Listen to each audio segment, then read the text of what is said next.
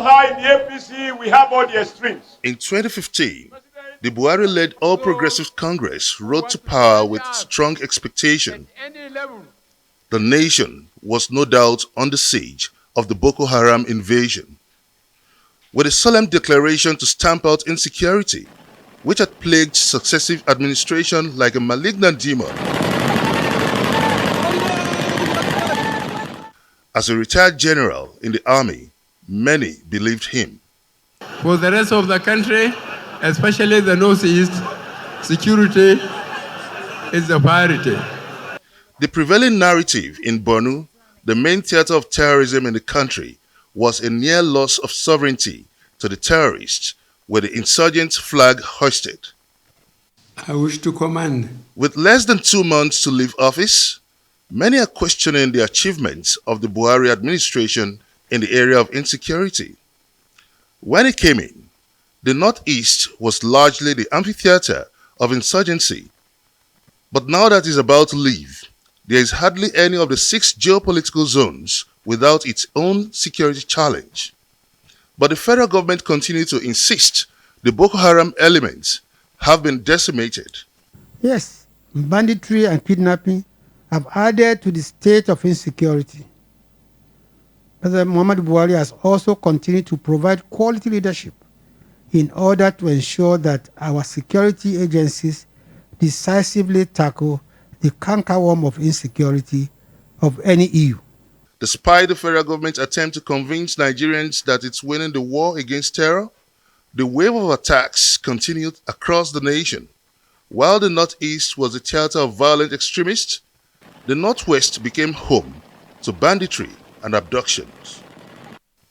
The North Central recorded several attacks from North State actors like the Fulani Herders, as separatist movements in the Southeast plunged the region into a killing field. Our women were raped, our children were also raped and killed, our old men, nobody was spared. With barely few weeks to the winding off of the Buhari administration, how has it fared in terms of fighting insecurity? In the Tinubu document, he promises to go forward with these reforms. He promises to prioritize intelligence-driven security operations.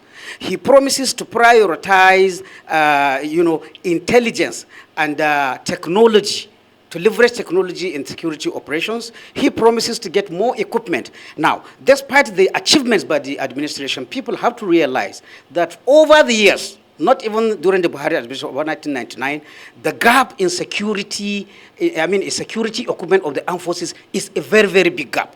It will take some years to cover that. With the current transition process being midwifed to an advanced stage, this is the current scenario the incoming Tinubu administration will inherit and have to contend with. So what can Nigerians look forward to in his campaigns and manifesto? Tinubu promises to fight terror, banditry, kidnapping, and violent agitation. But does the manifesto contain the roadmap for achieving this? We will end violence. We will end kidnapping. The end has come to violence, killing, hostage taking, and ransom taking. The Buhari administration has made remarkable progress. Government is a continuum. It inherited a myriad of challenges and has frontally confronted these challenges.